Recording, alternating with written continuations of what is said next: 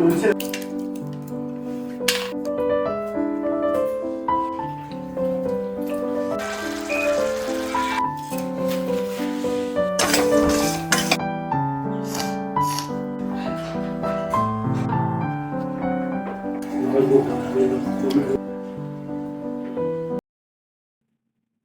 All my beautiful viewers, welcome back to my YouTube channel. ನಾನು ನಿಮ್ಮ ಪ್ರೀತಿಯ ಪವಿತ್ರ ಇನ್ನೊಂದು ಬ್ಯೂಟಿಫುಲ್ ವ್ಲಾಗ್ಗೆ ಸ್ವಾಗತ ಮಾಡ್ತಾ ತುಂಬಾ ದಿನ ಆಗೋಗಿತ್ತು ವ್ಲಾಗ್ಸ್ಗೆ ಹಾಜರಾಗಿರ್ಲಿಲ್ಲ. ಸೊ ಕ್ಷಮೆ ಇರಲಿ.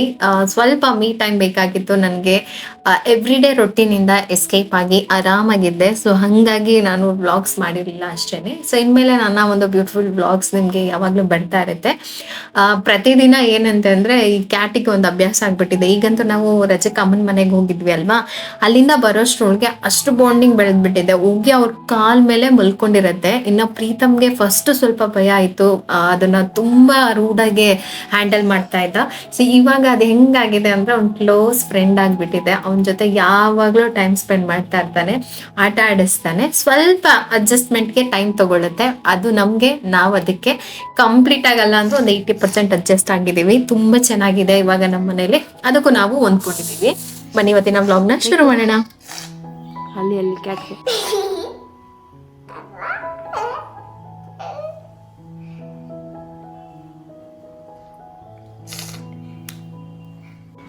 ಅದ್ರ ಜೊತೆ ಸ್ವಲ್ಪ ಹೊತ್ತು ಆಟ ಎಲ್ಲ ಆಡಿ ಅವನು ಟೈಮ್ ಸ್ಪೆಂಡ್ ಮಾಡಾದ್ಮೇಲೆ ಇನ್ನು ಸ್ಕೂಲಿಗೆ ಹೊರಡೋದಕ್ಕೆ ರೆಡಿ ಆಗ್ತಾ ಇದ್ದಾನೆ. 8:30ಗೆಲ್ಲ ಸ್ಕೂಲ್ ಸ್ಟಾರ್ಟ್ ಆಗ್ಬಿಡುತ್ತೆ. ಸೊ ಹಾಗಾಗಿ ಒಂದು 15 ಮಿನಿಟ್ಸ್ ಮುಂಚೆಗೆ ಹೋಗ್ತಾನೆ. ಸೊ ಅವ್ನು ಹೋದ್ರೆ ಮನೆ ಸ್ವಲ್ಪ ಬೋರ್ ಅಂತ ಫೀಲ್ ಆಗುತ್ತೆ. ಅವನಿದ್ರೆ ಒಂಥರ ಖುಷಿ. ಸೊ ಅವ್ನು ಹೋದ ತಕ್ಷಣ ನಾನು ಏನ್ ಮಾಡ್ತೀನಿ ಅಂತ ಸುಮಾರು ಜನ ಕೇಳ್ತಾ ಇರ್ತೀರಲ್ವಾ. ತುಂಬಾ ಕೆಲಸ ಇರುತ್ತೆ ಮನೆಯಲ್ಲಿ. ಯಾವುದೋ ಒಂದನ್ನ ನೋಡಿ ಇದನ್ ಮಾಡೋಣ ಅದನ್ ಮಾಡೋಣ, ಸೋಫಾ ಕ್ಲೀನ್ ಮಾಡೋಣ. ಸೊ ಆ ತರ ಮಾಡ್ತಾ ಇರ್ತೀನಿ ಪ್ರತಿದಿನಾನು. ಈ ಮನೆಗೆ ಬಂದಾಗಿಂದ ಅದೇ ತರ ನನ್ನ ರುಟೀನ್ ಆಗಿ ಹೋಗಿತ್ತು. ಬಟ್ ಇನ್ಮೇಲೆ ನನ್ನಲ್ಲಿ ಇದ್ದಿದ್ದು ಒಂದಿಷ್ಟು ಕ್ರಿಯೇಟಿವಿಟಿ ಅಥವಾ ನನ್ಗೆ ಸ್ಟಿಚಿಂಗ್ ಮತ್ತೆ ಕ್ರೋಶ ಮತ್ತೆ ಹ್ಯಾಂಡ್ ಎಂಬ್ರಾಯ್ಡ್ರಿ ಇದೆಲ್ಲ ತುಂಬಾ ಇಷ್ಟ. ಸೊ ಅದ್ರೊಳಗೆ ಏನಾದ್ರೂ ಸ್ವಲ್ಪ ಟೈಮ್ ಸ್ಪೆಂಡ್ ಮಾಡ್ಬೇಕು. ಹಾಬಿ ಅಂತ ಹೇಳ್ತಾರೆ ಸುಮಾರು ಜನ, ಹವ್ಯಾಸ ಅಂತ ಕೆಲವೊಬ್ರು ಅದನ್ನ ಫಾಲೋ ಮಾಡ್ತಾರೆ. ಯಾವಾಗ್ಲೂ ನಾವು ಮಾಡೋ ಕೆಲ್ಸ ಬರೀ ಏನೋ ಒಂದು ಜವಾಬ್ದಾರಿಯನ್ನ ಮುಗಿಸ್ಬಿಟ್ರೆ ಸಾಕು. ಏನು ಜವಾಬ್ದಾರಿ? ಬೆಳಿಗ್ಗೆ ಎದ್ದೇಳ್ಬೇಕು, ನಾಷ್ಟ ಮಾಡ್ಬೇಕು, ಸ್ಕೂಲಿಗೆ ಕಳಿಸ್ಬೇಕು, ಮನೆ ಕ್ಲೀನ್ ಮಾಡ್ಬೇಕು. So back to same routine. ಅದು ನಮ್ ಜವಾಬ್ದಾರಿ ಅಂತ ಮಾಡ್ತಾ ಇರ್ತೀವಿ. ಅದ್ ಅಲ್ಲದೆ ನಮ್ಗೆ ಖುಷಿ ಕೊಡುವಂತಹ ಎಷ್ಟೋ ಕೆಲಸಗಳಿರತ್ತೆ. ಸೊ ಅದನ್ನ ಮಾಡೋದ್ರಿಂದ ನಮ್ಮ ಮೈಂಡ್ ರಿಫ್ರೆಶ್ ಆಗತ್ತೆ. ಮತ್ತೆ ನಮ್ಗೆ ಅದ್ರೊಳಗೆ ಇನ್ನು ಡೀಪ್ ಆಗಿ ಆ ಕೆಲ್ಸನ ಅರ್ಥ ಮಾಡ್ಕೊಳಕ್ಕಾಗತ್ತೆ. ಸೊ ಅದೆಲ್ಲದೆ ಇದು ಬೇಕೇ ಬೇಕು ಅಂತ ನನ್ಗೆ ಅನ್ಸಿದೆ. ಹಾಗಾಗಿ ಈ 2026ರಲ್ಲಿ ನನ್ನ ಒಂದು ಹಾಬೀಸ್ ಅಥವಾ ನನಗೆ ಒಂದಿದ್ದಂತಹ ಕ್ರಿಯೇಟಿವಿಟಿನ ಇನ್ನೂ ಜಾಸ್ತಿ ಮಾಡ್ಕೋಬೇಕಂತ ತುಂಬಾ ಅನ್ಕೊಂಡಿದ್ದೀನಿ. ನೋಡೋಣ ಏನೇನೆಲ್ಲ ನನ್ನ ಕೈಲಿ ಮಾಡಕ್ಕಾಗತ್ತೋ. ಸೊ ಅದನ್ನ ನಿಮ್ ಜೊತೆ ಪ್ರತಿಯೊಂದು ವಿಡಿಯೋದಲ್ಲೂ ಶೇರ್ ಮಾಡ್ಕೊಳ್ತೀನಿ.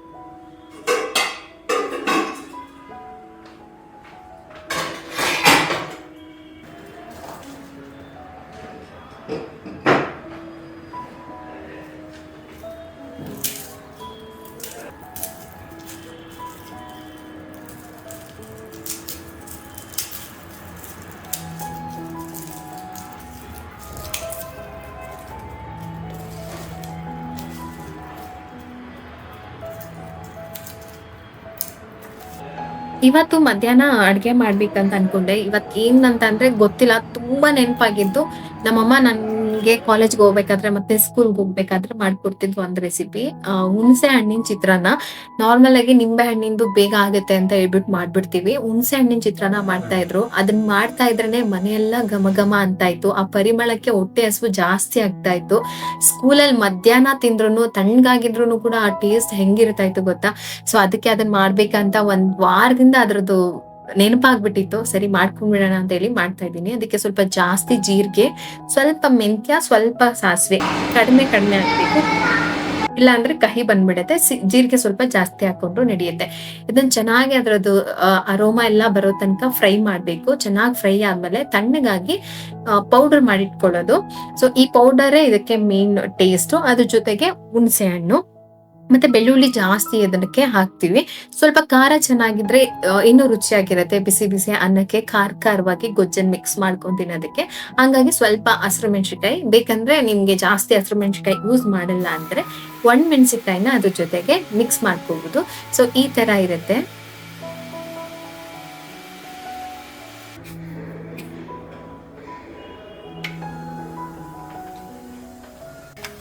ಸ್ವಲ್ಪ ಎಣ್ಣೆ ಜಾಸ್ತಿ ಹಾಕೊಂಡಿದ್ದೇನೆ. ನಾನು ಸ್ವಲ್ಪ ಕ್ವಾಂಟಿಟಿ ಜಾಸ್ತಿ ಮಾಡ್ತಾ ಇದ್ದೀನಿ. ಹಾಗಾಗಿ ಸ್ವಲ್ಪ ಸಾಸಿವೆ, ಕಡಲೆ ಬೀಜ, ಬೆಳ್ಳುಳ್ಳಿ, ಕರಿಬೇವು, ಈರುಳ್ಳಿ, ಹಸಿರು ಮೆಣಸಿನಕಾಯಿ ಇಷ್ಟನ್ನು ಚೆನ್ನಾಗಿ ಎಣ್ಣೆಯಲ್ಲಿ ಉಪ್ಪು ಹಾಕ್ಬಿಟ್ಟು, ಕಲ್ಲುಪ್ಪು ಹಾಕಿ ಉಪ್ಪೆಲ್ಲ ಅದಕ್ಕೆ ಇರೋ ತನಕ ಚೆನ್ನಾಗಿ ಬೇಯಿಸ್ಕೋಬೇಕು. ಸ್ವಲ್ಪ ಎಣ್ಣೆ ಸಪ್ರೇಟ್ ಆಗೋ ತರ ಅಂತ ಅನ್ಸುತ್ತೆ.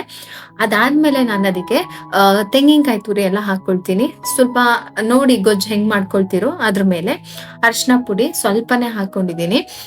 ನಿಮ್ಗೆ ನಿಂಬೆಹಣ್ಣು ಚಿತ್ರಾನ್ನಕ್ಕೂ ಇದಕ್ಕೆ ಏನ್ ಡಿಫ್ರೆನ್ಸ್ ಅಂದ್ರೆ ಸಿಕ್ಕಾಪಟ್ಟೆ ಡಿಫ್ರೆನ್ಸ್ ಇರುತ್ತೆ. ಕೆಲವೊಬ್ರು ಕಡೆ ಮಾಡಿರ್ತೀರಾ ಇದನ್ನ ಕೂಡ, ಮಾಡಿರೋರ್ಗೆ ಗೊತ್ತಿರುತ್ತೆ ಇದ್ರ ರುಚಿ ಹೆಂಗಿರತ್ತೆ ಅಂತ.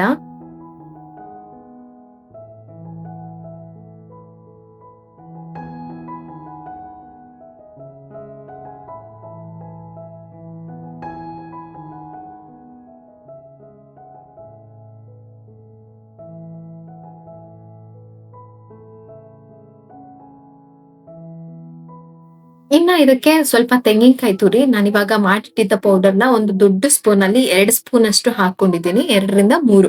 ಸೊ ಚೆನ್ನಾಗಿ ಮಿಕ್ಸ್ ಮಾಡ್ಬೇಕು, ನೀರ್ ಜಾಸ್ತಿ ಹಾಕಿಲ್ಲ, ಇಷ್ಟು ಹಾಕಿದ್ದೀನಿ ಹುಣಸೆ ಹಣ್ಣಿನ ರಸ. ಇವಾಗ ಏನಂತ ಅಂದ್ರೆ ಎಣ್ಣೆ ಸಪ್ರೇಟ್ ಆಗೋ ತನಕ ಆ ಗೊಜ್ಜನ್ನ ಚೆನ್ನಾಗಿ ಕುದಿಸ್ಬೇಕು. ಅವಾಗ ಏನು ಚಿತ್ರಾನ್ನದ ಗೊಜ್ಜು ಸೂಪರ್ ಆಗಿ ರೆಡಿ ಆಗುತ್ತೆ. ಅರ್ಧಕ್ಕೆ ತೆಗಿಬೇಡಿ. ನಾನು ಅದ್ರ ಜೊತೆಗೆ ಸ್ವಲ್ಪ ಸೈಡ್ ಗಿರ್ಲಿ ಅಂತ ಹೇಳ್ಬಿಟ್ಟು ಆಲೂಗೆಡ್ಡೆ ಫ್ರೈ ಮಾಡಿ ನನಗೆ ಅಂತ ಸ್ವಲ್ಪ ಮೊಟ್ಟೆ ಮಾಡ್ಕೊಂಡಿದ್ದೆ. ಸೊ ಇದಿಷ್ಟು ಮಧ್ಯಾಹ್ನಕ್ಕೆ ಮಾಡಿದ್ದೆ. ತುಂಬಾ ಚೆನ್ನಾಗಿತ್ತು, ತುಂಬಾ ಭಾವಿಸ್ಕೊಂಡಂಗ ಆಗೋಗಿತ್ತು ಚಿತ್ರಾನ್ನ. ಹಂಗಾಗಿ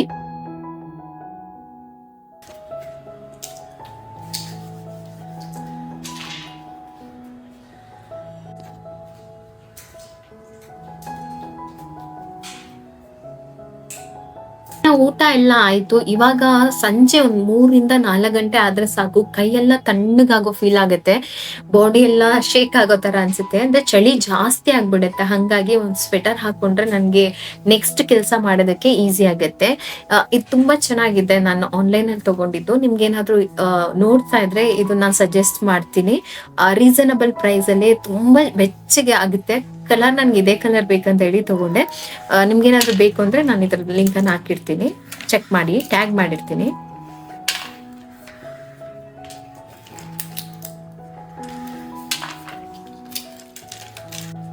ಇನ್ನ ಇವತ್ತು ಅಪ್ಪ ಮಗಳು ಕುತ್ಕೊಂಡು ಕಡಲೆ ಬೀಜ ಸುಲಿತಾ ಇದ್ರು. ಯಾಕೆಂತಂದ್ರೆ ಸ್ವಲ್ಪ ಮಸಾಲಾ ಕಡಲೆ ಬೀಜ ಮಾಡೋಣ ಅಂತ ಅನ್ಕೊಂಡೆ. ತುಂಬಾ ದಿನ ಆಗಿತ್ತು. ಕಡ್ಲೆಕಾಯಿ ಏನಂತ ಅಂದ್ರೆ ಈ ತರ ಸಿಪ್ಪೆ ಸಮೇತ ಇಟ್ರೆ ಎಷ್ಟೇ ದಿನ ಆದ್ರೂ ಹಾಳಾಗೋದಿಲ್ಲ, ಆರಾಮಾಗಿ ಇಟ್ಕೋಬಹುದು. ಹಂಗಾಗಿ ನಾವು ಸಿಪ್ಪೆನ ಯಾವಾಗ್ಲೂ ಕ್ಲೀನ್ ಮಾಡಿ ಇಟ್ಕೊಳ್ಳಲ್ಲ. ಬೇಕಾದಾಗ ಕ್ಲೀನ್ ಮಾಡ್ತೀವಿ. ಏನ್ ಬೇಕೋ ಅದನ್ನ ಮಾಡ್ಕೊಳ್ತೀವಿ. ಮನೆಗೆ ಸ್ವಲ್ಪ ಒಂದು ಅರ್ಧ ಕೆಜಿ 1/4 ಕೆಜಿ ಅಷ್ಟು ಮಾಡಿ ಸುಳ್ದು ಇಟ್ಕೊಂಡ್ರೆ ಸಾಕು. ಕೆಜಿ ತಗೊಂಡ್ ಬಂದಾಗ ಬೇಗ ಹುಳ ಆಗ್ಬಿಡುತ್ತೆ. ಸೊ ಕಡಲೆ ಬೀಜ ವೇಸ್ಟ್ ಆಗೋ ಚಾನ್ಸಸ್ ಇರುತ್ತೆ. ಹಂಗಾಗಿ ಬೀಜ ಸಮೇತ ಹಂಗೆ ಇಟ್ಟಿರ್ತೀವಿ, ಬೇಕಾದಾಗ ಕ್ಲೀನ್ ಮಾಡ್ಕೊಳ್ತೀವಿ. ಇನ್ನ ಇವತ್ತು ಸ್ವಲ್ಪ ನನ್ನ ಮಿಷಿನ್ಗೆ ಒಂದು ಹೊಸ ಜೀವನ ಕೊಡೋಣ ಅಂತ ಅನ್ಕೊಂಡಿದ್ದೀನಿ. ಸುಮಾರು 1 ವರ್ಷಗಳ ಮೇಲೆ ಆಯ್ತು ಈ ಒಂದು ಸ್ಟಿಚಿಂಗ್ ಮಿಷಿನ್ ಎಲ್ಲ ನಾನು ಸ್ವಿಚ್ ಹಾಕಿ ಆನ್ ಮಾಡಿ. ಸ್ವಲ್ಪ ಟೆನ್ಷನ್ ಆಗ್ತಾ ಇತ್ತು, ಏನ್ ಹಾಳಾಗೋಗಿರತ್ತಾ ಇಲ್ಲ ಚೆನ್ನಾಗೇ ಇರುತ್ತಾ ಅಂತ. ಅದಕ್ಕೆ ಸ್ವಲ್ಪ ಅದನ್ನೆಲ್ಲ ಚೆಕ್ ಮಾಡಿ ನೋಡೋಣ ಹೆಂಗಿದೆ ಅಂತ ಹೇಳ್ಬಿಟ್ಟು ಆನ್ ಮಾಡಿ ನೋಡ್ತಾ ಇದ್ದೀನಿ.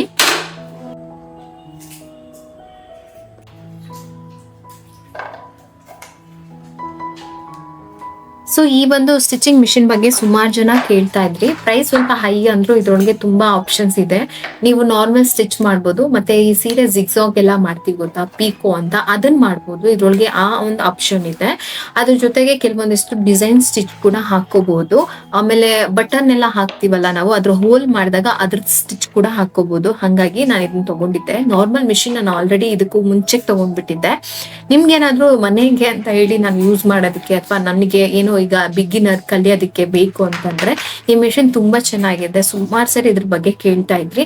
ನಾನು ಸುಮಾರು ವರ್ಷದಿಂದ ಯೂಸ್ ಮಾಡಿದ್ದೀನಿ, ಒಂದು 7-8 ವರ್ಷದಿಂದ. 7-8 ವರ್ಷದಿಂದನೂ ಕೂಡ ಒಂದ್ಸರಿನೂ ಡ್ಯಾಮೇಜ್ ಆಗಿಲ್ಲ, ಅಂದ್ರೆ ರಿಪೇರಿ ಆಗಿಲ್ಲ, ಏನಿಲ್ಲ. ತುಂಬಾ ಚೆನ್ನಾಗಿದೆ. ನೀವೇನಾದ್ರೂ ತಗೊಳಾಗಿದ್ರೆ 100% ತಗೋಬಹುದು ಅಂತ ಹೇಳ್ತೀನಿ. ಈ ಪ್ರಾಡಕ್ಟ್ ಬೆಸ್ಟ್ ಮನೆಗೆ. ನಾನು ಬೇಕಂದ್ರೆ ನಾನು ಸರ್ಚ್ ಮಾಡ್ತೀನಿ, ನನ್ಗೆ ಏನಾದ್ರು ಲಿಂಕ್ ಸಿಕ್ಕಿದ್ರೆ ಮಾತ್ರ ಹಾಕ್ತೀನಿ, ಇಲ್ಲಾಂದ್ರೆ ಇದು ಸಿಂಗರ್ ಮಿಷಿನ್. ನೀವು ಆ ಒಂದು ಬ್ರ್ಯಾಂಡ್ ಅಲ್ಲಿ ನಿಮ್ಗೆ ಯಾವ್ದಾದ್ರು ಇನ್ನೂ ಜಾಸ್ತಿ ಕ್ವಾಲಿಟಿ ಬೇಕು, ಜಾಸ್ತಿ ಆಪ್ಷನ್ಸ್ ಬೇಕು ಅಂತ ಅಂದ್ರೆ ಅಲ್ಲಿ ಸರ್ಚ್ ಮಾಡಿ. ನನಗೆ ಸ್ಟಾರ್ಟಿಂಗ್ ಸ್ವಲ್ಪ ಪ್ರೈಸ್ ಜಾಸ್ತಿ ಅಂತ ಅನಿಸ್ತು. ನಾರ್ಮಲ್ ಮಿಷಿನ್ ಎಲ್ಲ 2,000 ಅಂದ್ರೆ 5-6 ಸಾವಿರ ರೂಪಾಯಿಗೆ ಅವಾಗ ಸಿಗ್ತಾ ಇತ್ತು. ಇವಾಗೆಲ್ಲ ನಂಗೆ ಅದ್ರ ಪ್ರೈಸ್ ಗೊತ್ತಿಲ್ಲ. ಇದು ಮಿಷಿನ್ ಕರೆಂಟ್ ಮಿಷಿನ್. ಸೊ ನಮ್ಗೆ ಮ್ಯಾನ್ಯುಯಲ್ ಇರಲ್ಲ, ಕೈಯಲ್ಲೆಲ್ಲ ಸ್ಟಿಚ್ ಮಾಡಕ್ಕಾಗಲ್ಲ, ಕರೆಂಟ್ ಇದ್ರೆ ಮಾತ್ರ ಯೂಸ್ ಮಾಡ್ಕೊಳಕ್ ಆಗತ್ತೆ. ಹಾಗಾಗಿ ನೋಡಿ ತಗೊಳ್ಳಿ.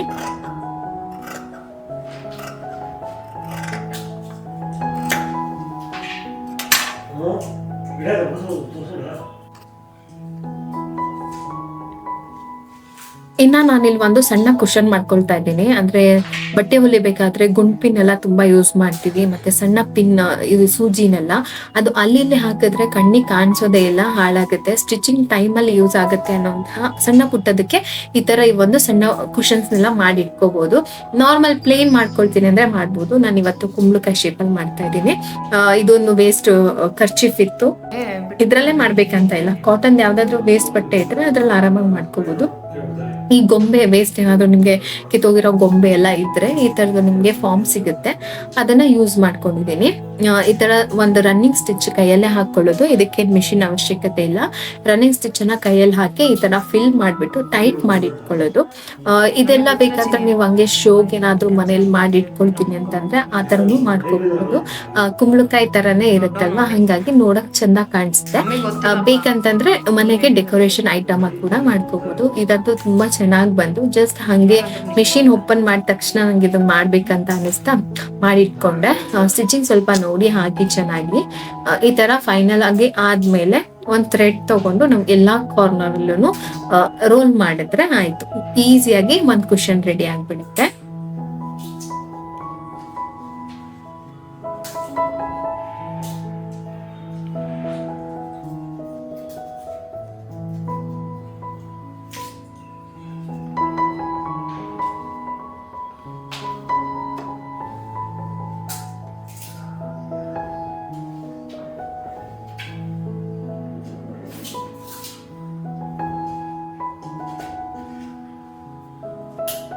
ಇದೇ ತರ ನೀವೇನಾದ್ರೂ ಆರೆಂಜ್ ಕಲರ್ ಅಲ್ಲಿ ಮಾಡಿದ್ರೆ ನೋಡೋದಕ್ಕೆ ಸೇಮ್ ಕುಂಬಳಕಾಯಿ ತರಾನೇ ಇರುತ್ತಿತ್ತು.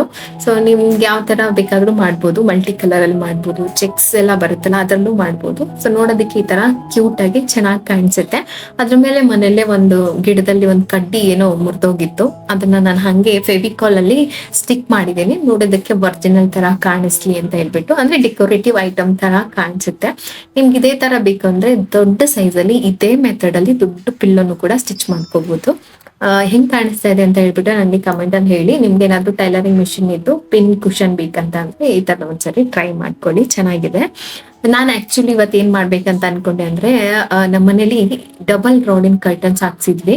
ಸೊ ಫಸ್ಟ್ ಒನ್ಗೆ ಆ ತರ ಕರ್ಟನ್ ಏನು ಸಿಗ್ಲಿಲ್ಲ, ಸ್ವಲ್ಪ ಹೆವಿ ಅನ್ನಿಸ್ತು, ಅದು ಓಪನ್ ಪ್ಲೇಸ್ ಅಲ್ಲ. ಹಂಗಾಗಿ ಅದನ್ನ ಏನಾದ್ರು ಮಾಡಿ ಕವರ್ ಮಾಡೋಣ ಅಂತ ಹೇಳ್ಬಿಟ್ಟು ನನ್ನ ಹತ್ರ ಒಂದು ಓಲ್ಡ್ ಡೈನಿಂಗ್ ಟೇಬಲ್ ಕವರ್ ಇತ್ತು, ಅದನ್ನ ಆಲ್ರೆಡಿ ಯೂಸ್ ಮಾಡಿದ್ದೆ. ನೆಕ್ಸ್ಟ್ ಟೈಮ್ ಈ ತರ ಯೂಸ್ ಮಾಡ್ಕೋಬಹುದು ಅಂತ ಹೇಳಿ ಅದನ್ನ ಕಟ್ ಮಾಡ್ಕೊಂಡು ಕರ್ಟನ್ ಡಿಸೈನ್ ಮಾಡ್ಕೊಳ್ತಾ ಇದ್ದೀನಿ. ನೋಡೋಣ ಹೆಂಗ್ ಬರುತ್ತೆ ಅಂತ ಹೇಳಿ. ಆಮೇಲೆ ಇನ್ನೊಂದ್ ಏನಂತಂದ್ರೆ ನಿಮ್ಗೆ ಅದು ಬೋರ್ ಆಯ್ತು ಅಂತ ಅಂದ್ರೆ ಅದನ್ನ ಡೈನಿಂಗ್ ಟೇಬಲ್ ಮ್ಯಾಟ್ ತರ ಸ್ಟಿಚ್ ಮಾಡ್ಬೋದು, ಇಲ್ಲ ಅಡ್ಗೆ ಮನೇಲಿ ಯೂಸ್ ಮಾಡೋ ಮ್ಯಾಟ್ ತರ ಸ್ಟಿಚ್ ಮಾಡ್ಕೋಬಹುದು. ಒಂದನ್ನೇ ನಾವು ಯೂಸ್ ಮಾಡಿ ಬೋರ್ ಆದಾಗ ಈ ತರ ಏನಾದ್ರು ಡಿಫ್ರೆಂಟ್ ಆಗಿ ಮಾಡ್ಕೊಡೋದು. ನಂಗಂತೂ ಈ ತರ DIY ಮಾಡಿದ್ರೆ ಎಷ್ಟು ಖುಷಿ ಕೊಡ್ತಾ ಇತ್ತು ಅಂತಂದ್ರೆ, ಯಾವ್ದೋ ಒಂದು ರನ್ನಿಂಗ್ ರೇಸ್ ಅಂತ ಹೇಳ್ಬೋದು, ಅಥವಾ ಯಾವ್ದ್ರದ್ದು ಹಿಂದೆ ಓಡಕ್ ಹೋಗಿ ನನ್ನಲ್ಲಿ ಇದ್ದಿದ್ದೆಲ್ಲಾ ಕ್ರಿಯೇಟಿವಿಟಿನೂ ನಾನೇ ಕೆಳಗೆ ಹಾಕೊಂತ ಬಂದೆ ಅಂತ ಅನಿಸ್ತು. ಸೊ ಹಂಗಾಗಿ ಈ ಒಂದು 2026 ನಾನು ತುಂಬಾ ಅನ್ಕೊಂಡಿರೋ ಕೆಲವೊಂದು ವಿಷಯಗಳಲ್ಲಿ ಇದು ಒಂದು ಕೂಡ ನನ್ನ ಕ್ರಿಯೇಟಿವಿಟಿಯನ್ನ ನಾನು ಇನ್ನೂ ಬೆಟರ್ ಮಾಡ್ಕೋಬೇಕು ಅಂತ ಅನ್ಕೊಂಡಿದ್ದೀನಿ.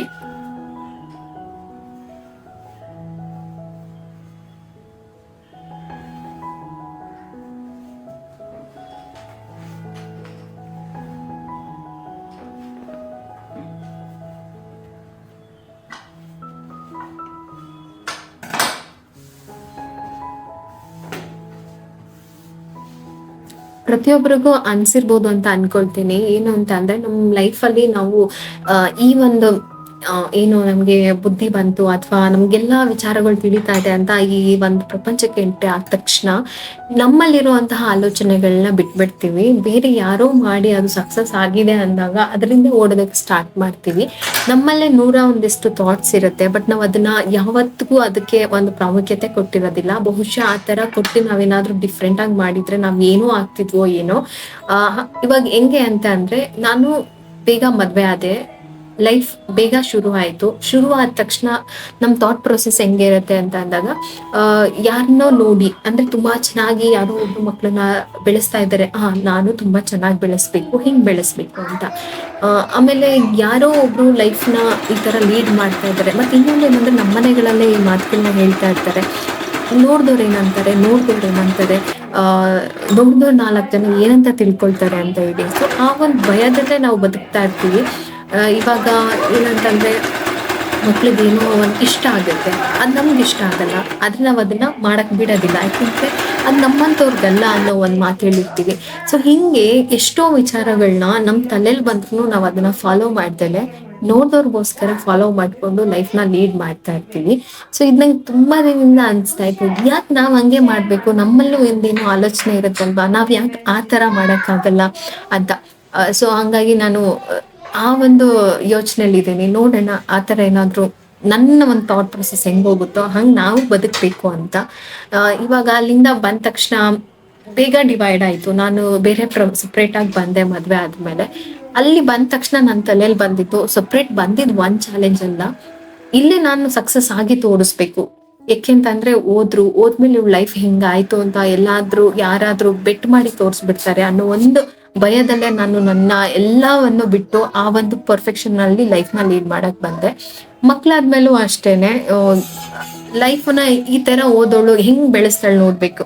ಯಾರಿಗೇನು ಅನ್ಬಾರ್ದು, ಬೇಗ ಬಾಣಂತನದಿಂದ ಬಂದ್ಬಿಟ್ಟೆ, ಒಂದ್ ಮಗುಗ್ ಒಂದ್ ಜ್ವರ ಬರ್ಬಾರ್ದು, ಅದಕ್ಕೇನು ಆಗ್ಬಾರ್ದು. ಯಾಕೆ ಅಂತಂದ್ರೆ ನಾನ್ ಒಂದು ರೆಸ್ಪಾನ್ಸಿಬಲ್ ನ ತಗೊಂಡು ಆಚೆಗೆ ಬಂದ್ಬಿಟ್ಟಿದ್ದೀನಿ. ಹಂಗೇನಾದ್ರು ಆದ್ರೆ ನಾನು ಏನ್ ಮಾಡ್ಬೇಕು ಅಂತ.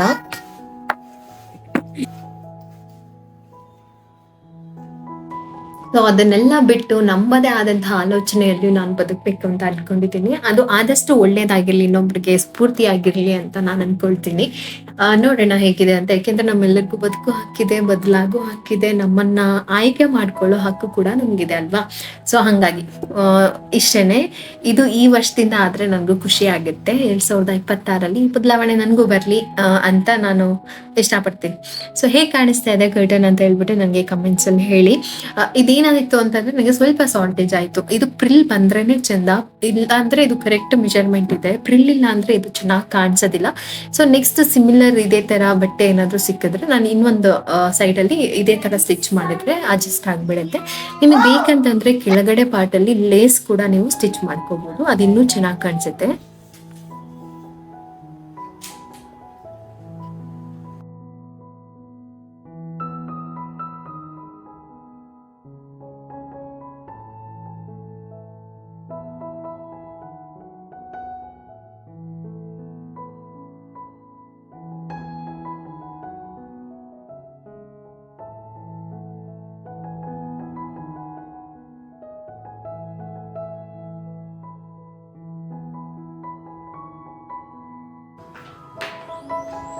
ಸುಮಾರು ದಿನ ಆಗಿದ್ರಿಂದ ವ್ಲಾಗ್ನ ನಾನು ಕಂಟಿನ್ಯೂ ಮಾಡಕ್ ಆಗಿರ್ಲಿಲ್ಲ. ಅಮ್ಮ ಮನೆಯಿಂದ ಬಂದ ತಕ್ಷಣ ಏನೋ ಒಂದು ಸಮಥಿಂಗ್ ಡಿಫ್ರೆಂಟ್ ಆಗಿ ಏನೋ ಬೇಕು ಅಂತ ಅನಿಸ್ತಾ ಇತ್ತು. ಆದ್ರೆ ಅದೇ ರೊಟೀನ್, ಅದೇ ಲೈಫ್, ಅದೇ ಜೀವನ ಒಂಥರ ಬೋರಿಂಗ್ ಅಂತ ಅನಿಸ್ಬಿಟ್ಟು, ಹಂಗಾಗಿ ನಾನು 1 ವಾರ ಸ್ವಲ್ಪ ರೆಸ್ಟ್ ತಗೊಂಡೆ.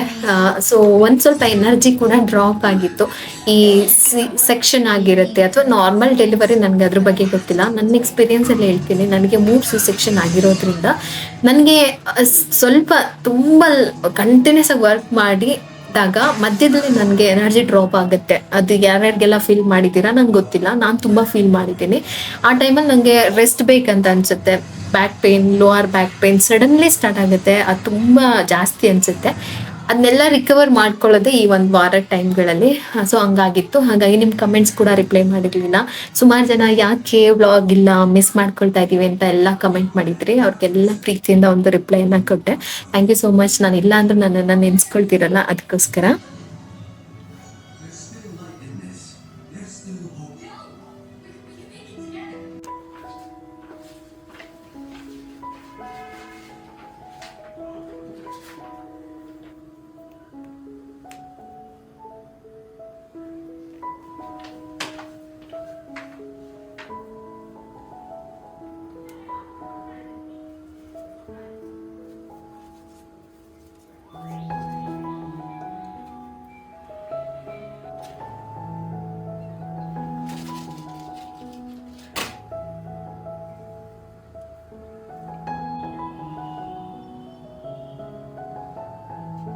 ಸೊ ಇದು ನನ್ನ ವರ್ಷದ ಮೊದಲನೇ ಬ್ಲಾಗ್. ಸ್ಲೋ ಲಿವಿಂಗ್ ಬಗ್ಗೆ ಸುಮಾರು ಜನ ಕೇಳಿದ್ರಿ, ನನ್ನ ಬ್ಲಾಗಲ್ಲಿ ಹಾಕಿದ್ರೆ ಹಾಗಂದ್ರೆ ಏನು ಅಂತ ಹೇಳಿ. ಈ ರಭಸವಾಗಿ ಓಡ್ತಾ ಇರ್ತೀವಲ್ಲ, ಅದನ್ನು ನಿಲ್ಲಿಸಿ ಆರಾಮಾಗಿ ನಿಧಾನಕ್ಕೆ ಟಿವಿ ನೋಡ್ಕೊಂಡು ಸ್ಪೀಡಾಗಿ ಊಟ ಮಾಡ್ತೀವಿ. ಈ ಹುಟ್ಟೋ ಮಕ್ಳಿಗೂ ಕೂಡ ತಾಳ್ಮೆಯಿಂದ ಊಟ ಮಾಡುವಂತಹ ಅಭ್ಯಾಸ ಇರೋದಿಲ್ಲ. ಸೊ ಅದಲ್ಲದೆ ಎಲ್ಲವನ್ನು ಎಂಜಾಯ್ ಮಾಡ್ತಾ ಪ್ರತಿಯೊಂದಕ್ಕೂ ಅದೇ ಆದಂಥ ಟೈಮ್ ಕೊಟ್ಕೊಂಡು, ಸೊ ಆ ಒಂದು ಜೀವನನ, ಆ ಒಂದು ದಿನನ, ಆ ಒಂದು ಕ್ಷಣನ ಯಾರು ಅನುಭವಿಸ್ತಾರೋ ಅದು ಸ್ಲೋ ಲಿವಿಂಗ್ ಅಂತ ನನ್ನ ಪ್ರಕಾರ. ಹಾಗಾಗಿ ಅದಕ್ಕೋಸ್ಕರ ನಾನು ಆ ಒಂದು ಟಾಪಿಕಲ್ಲಿ ವಿಡಿಯೋ ಮಾಡಿದ್ದೆ. ಸೊ ಇದು ಕೂಡ ಒಂದು ಹಾಗೇನೆ ಸ್ಲೋ ಲಿವಿಂಗ್ ಅನ್ನ ಒಂದು ಪಾರ್ಟ್.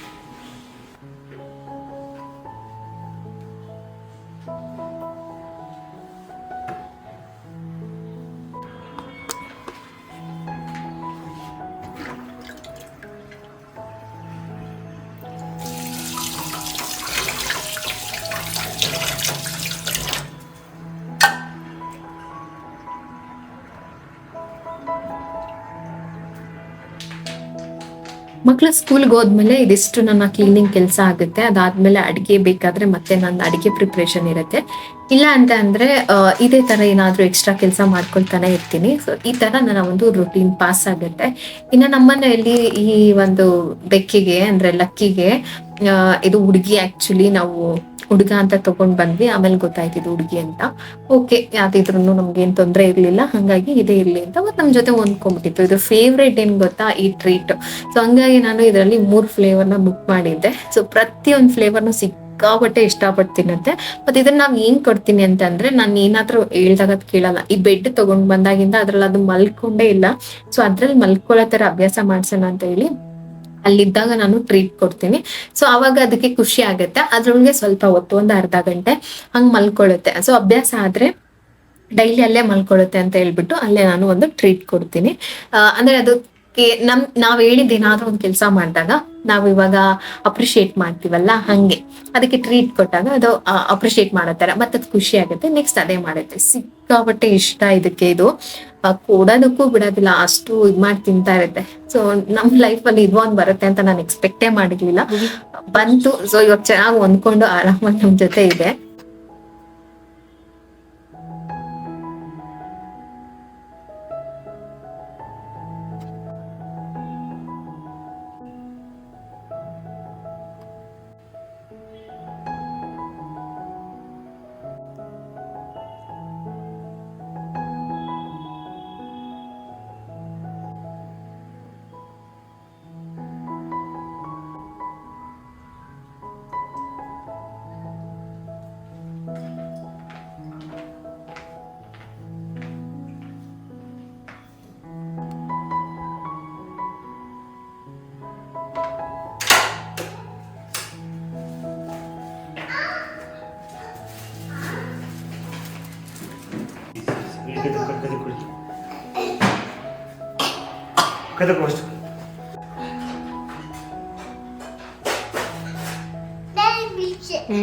ಇನ್ನ ಪ್ರೀತಮ್ಗೆ ಇವಾಗ ಎಲ್ಲಾ ಕೆಲ್ಸನೂ ಅವನೇ ಮಾಡ್ಕೋಬೇಕು ಅಂತ, ಶೂ ತೆಗಿಯೋದ್ರಿಂದ ಡ್ರೆಸ್ ತೆಗಿಯೋದ್ರಿಂದ ಎಲ್ಲಾ ಕೆಲ್ಸನೂ ಮಾಡ್ಕೊಳ್ತಾನೆ, ಮತ್ತೆ ಬಟ್ಟೆನ ತಾನೇ ಹಾಕೊಳ್ಳೋದು. ಸೊ ಇಂಡಿಪೆಂಡೆಂಟ್ ಆಗ್ತಾ ಇದ್ದಾನೆ ಅಂತ ಒಂಥರ ಖುಷಿ, ಒಂಥರ ಬೇಜಾರು. ಇನ್ಮೇಲೆ ನಮಗೆ ಕೆಲ್ಸ ಕಡಿಮೆ ಆಯ್ತು ಹಾಗಾಗಿ. ಸೊ ನನ್ಗೆ ಯಾವಾಗ್ಲೂ ಮನೆಯಲ್ಲಿ ತುಂಬಾ ಡಾರ್ಕ್ ಲೈಟ್ ಗಿಂತ ಈ ತರ ಡಿಮ್ ಆಗಿರೋ ಲೈಟ್ ಹಾಕೊಂಡ್ರೆ ಒಂಥರ ಚಂದ ಅನ್ಸುತ್ತೆ. ನಿಮ್ಗೆ ಯಾರಿಗೆಲ್ಲ ಇಷ್ಟ ಆಗುತ್ತೆ ಹೇಳಿ ನನಗೆ. ಇನ್ನ ರಾತ್ರಿ ಕಡಲೆ ಬೀಜ ಎಲ್ಲ ಸುಲ್ದಿಟ್ಟಿದ್ರಲ್ಲ, ಪ್ರಗತಿ ಬರೋಷ್ಟಿಗೆ ಪಾಪ ಕಷ್ಟಪಟ್ಟು ಕಡಲೆ ಬೀಜ ಎಲ್ಲ ಸುಲ್ದಿದ್ರು. ಅವ್ರಿಗೇನಾದ್ರೂ ಮಾಡ್ಕೊಡೋಣ ಸ್ನಾಕ್ಸ್ ಅಂತ ಹೇಳಿ ಅದನ್ನ ಮಾಡ್ತಾ ಇದ್ದೀನಿ.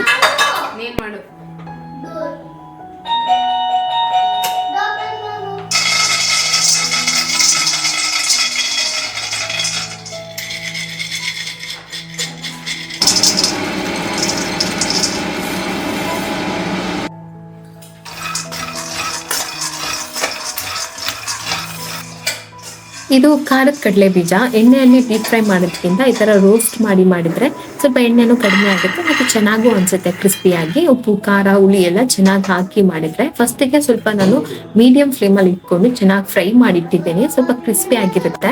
ಅದಕ್ಕೆ ಸ್ವಲ್ಪ ಮಸಾಲ ಎಲ್ಲ ಹಾಕೊಳ್ಳೋದು. ಅಂದ್ರೆ ನೀವು ಕಡಲೆ ಬೀಜನ ನೋಡಿ ಎಷ್ಟು ಖಾರ ಬೇಕು, ಎಷ್ಟು ಉಪ್ಪು ಬೇಕು ಅದು ನಿಮ್ಗೆ ಗೊತ್ತಾಗುತ್ತೆ. ಆ ತರ ಉಪ್ಪು, ಖಾರದ ಪುಡಿ, ಅರಿಶಿನ ಪುಡಿ, ಅದಕ್ಕೆ ಸ್ವಲ್ಪ ನಾನು ನಿಂಬೆ ಹಣ್ಣಿನ ರಸ ಹಾಕೊಂಡಿದ್ದೀನಿ. ಆ ಹುಳಿ ತರ ಇದ್ರೆ ಚೆನ್ನಾಗಿರುತ್ತೆ ಅಂತ. ಖಾರ ಜಾಸ್ತಿ ಬೇಕಂತಂದ್ರೆ ನಾರ್ಮಲ್ ಖಾರದ ಪುಡಿ ಹಾಕೋಬಹುದು. ನಾನು ಇಲ್ಲಿ ಕಾಶ್ಮೀರಿ ರೆಡ್ ಚಿಲ್ಲಿ ಪೌಡರ್ ಹಾಕಿದ್ದೀನಿ, ಇದರಿಂದ ಕಲರ್ ಬರುತ್ತೆ, ಸ್ವಲ್ಪ ಸ್ಪೈಸ್ ಕಡಿಮೆ ಇರುತ್ತೆ. ಮಕ್ಳೆಲ್ಲ ತಿಂತಾರಲ್ಲ ಅಂತ ಹೇಳ್ಬಿಟ್ಟು. ಖಾರ ಕಮ್ಮಿ ತಿಂದ್ರೇನೆ ಒಳ್ಳೇದಲ್ವಾ, ಹಂಗಾಗಿ ಇದಕ್ಕೆ ಸ್ವಲ್ಪ ನೀರ್ ಹಾಕಿ ಒಂಚೂರು ಮಿಕ್ಸ್ ಮಾಡ್ಕೊಳ್ಳೋದು ಮಸಾಲೆ ತರ. ಅದನ್ನ ನಾನು ಇವಾಗ ಫ್ರೈ ಮಾಡಿ ಇಟ್ಟಿದ್ದೇನಲ್ಲ ಕಡಲೆ ಬೀಜ, ಅದ್ರ ಜೊತೆಗೆ ಚೆನ್ನಾಗಿ ಒಂದ್ ಮಿಕ್ಸ್ ಕೊಟ್ಬಿಟ್ಟು ಆಮೇಲೆ ಮತ್ತೆ ಬಾಣ್ಲಿಲ್ ಹಾಕಿ ಸ್ವಲ್ಪ ಹೊತ್ತು ಅಂದ್ರೆ ಹೈ ಫ್ಲೇಮ್ ಅಲ್ಲಿ ಏನು ನೀರಿನ ಅಂಶ ಎಲ್ಲ ಡ್ರೈ ಆಗೋ ತನಕ ಒಂದ್ ಸ್ವಲ್ಪ ಹೊತ್ತಷ್ಟೇ, 1 ನಿಮಿಷ ಹಿಂಗ್ ಫ್ರೈ ಮಾಡಿ ತೆಗೆದ್ಬಿಟ್ರೆ ಕ್ರಿಸ್ಪಿಯಾಗಿ ಖಾರದ ಕಡಲೆ ಬೀಜ ರೆಡಿ ಆಗುತ್ತೆ.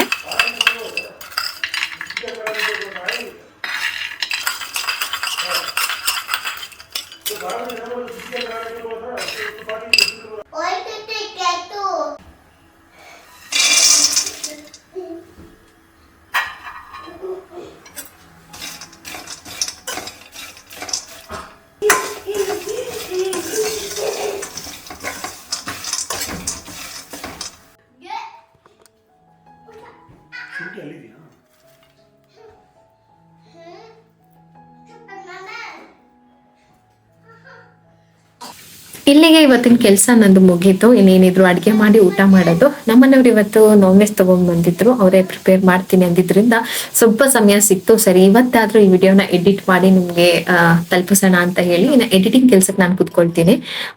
ತುಂಬಾ ಥ್ಯಾಂಕ್ಸ್. ನಾನು ಸಡನ್ಲಿ ಅಪ್ಡೇಟ್ ಕೊಡೋಣ ಅಂತ ಅನ್ಕೊಳ್ತಾ ಇದ್ದೆ. ಒಂದ್ ಪೋಸ್ಟ್ ಅಲ್ಲ, ಒಂದ್ ರೀಲ್ಸ್ ಶೂಟ್ ಮಾಡಕ್ಕೂ ನಂಗೆ ಆಗಿರ್ಲಿಲ್ಲ. ಇದೆಲ್ಲಾ ಹೆಣ್ಮಕ್ಳು ಅನುಭವಿಸಿರ್ತಾರೆ. ಸೊ ನಾನ್ ಮತ್ತೆ ಅದನ್ನ ಹೇಳಿದ್ರೆ ಅದು ಸಿಂಪತಿನೋ ಇನ್ನೊಂದು ಅಂತ ನಿಮ್ಗೆ ಅನ್ಸುತ್ತೆ. ಆ ಒಂದ್ ಪೇನ್ ನನ್ಗೆ ಆಗುತ್ತೆ. ಮೊದ್ಲಿರ್ಲಿಲ್ಲ, ಬಟ್ ಡೇ ಕಳಿತಾ ನನ್ಗೆ ಬ್ಯಾಕ್ ಪೇನ್ ಇದೆ. ಸೊ ಹಂಗಾಗಿ ಅವಾಗ ಸ್ವಲ್ಪ ರೆಸ್ಟ್ ಮಾಡ್ತೀನಿ, ಮತ್ತೆ ಆದಷ್ಟು ಈ ರಾಗಿ ಊಟ ಮಾಡೋದಕ್ಕೆ ಟ್ರೈ ಮಾಡ್ತೀನಿ ಆ ಟೈಮಲ್ಲಿ. ಅದರಿಂದ ಮತ್ತೆ ನಂಗೆ ಬ್ಯಾಕ್ ಪೇನ್ ಎಲ್ಲ ತುಂಬಾ ಕಡಿಮೆ ಆಗಿ ಮತ್ತೆ ಬ್ಲಾಗ್ ನ ಶುರು ಮಾಡ್ಕೊಳ್ತೀನಿ. ಅದು ನನ್ನ ಇಷ್ಟದಂಗೆ, ಇಲ್ಲ ಅಂತಂದ್ರೆ ಬ್ಲಾಗ್ ಅಷ್ಟು ಚೆನ್ನಾಗಿ ಬರೋದಿಲ್ಲ. ಸೊ ಹಂಗಾಗಿ ಇವಾಗ ಎಡಿಟಿಂಗ್ ಮಾಡ್ಬಿಟ್ಟು ಇವತ್ತಿನ ಬ್ಲಾಗ್ ನಿಮ್ ಮುಂದೆ ಇಡ್ತೀನಿ. ಸೊ ಇಷ್ಟೋ ತನಕ ನನ್ನ ಜೊತೆ ಟೈಮ್ ಸ್ಪೆಂಡ್ ಮಾಡಿದ್ದಕ್ಕೆ ನಿಮ್ಗೆಲ್ಲರಿಗೂ ತುಂಬಾ ಥ್ಯಾಂಕ್ಸ್. ಮತ್ತೊಂದು ಬ್ಲಾಗ್ ಅಲ್ಲಿ ಮತ್ತೆ ಸಿಗ್ತೀನಿ. ಸೊ ಅಲ್ಲಿವರೆಗೂ ನನ್ನ ಬ್ಲಾಗ್ ನ ಮಿಸ್ ಮಾಡ್ಕೊಳ್ದಲೆ ಈ ಬ್ಲಾಗ್ ಇಷ್ಟ ಆಗಿದ್ರೆ ಪ್ಲೀಸ್ ಲೈಕ್ ಮಾಡಿ, ನಿಮ್ಮ ಅನಿಸಿಕೆಯನ್ನ ಕಮೆಂಟ್ ಸೆಕ್ಷನ್ ಅಲ್ಲಿ ಹೇಳಿ. ಬೇರೆ ಯಾವ ತರ ನಾನು DIY ಮಾಡಿದ್ರೆ ನಿಮ್ಗೆ ಇಷ್ಟ ಆಗುತ್ತೆ ಅಂತ ಹೇಳಿ, ಅದನ್ನ ನಾನು ನೆಕ್ಸ್ಟ್ ಬರೋ ವಿಡಿಯೋಗಳಲ್ಲಿ ಟ್ರೈ ಮಾಡ್ತೀನಿ ನಿಮ್ಗೆ ಇಷ್ಟ ಆಗೋ ತರ. ಥ್ಯಾಂಕ್ ಯು ಸೋ ಮಚ್ ಇಷ್ಟು ಒಂದು ಕ್ವಾಲಿಟಿ ಟೈಮ್ ನನ್ನ ಜೊತೆ ಸ್ಪೆಂಡ್ ಮಾಡಿದ್ದಕ್ಕೆ. ಸಿಗ್ತೀನಿ ನೆಕ್ಸ್ಟ್ ಬ್ಲಾಗ್ ಅಲ್ಲಿ. ಅಲ್ಲಿವರೆಗೂ ಟೇಕ್ ಕೇರ್, ಬಾಯ್.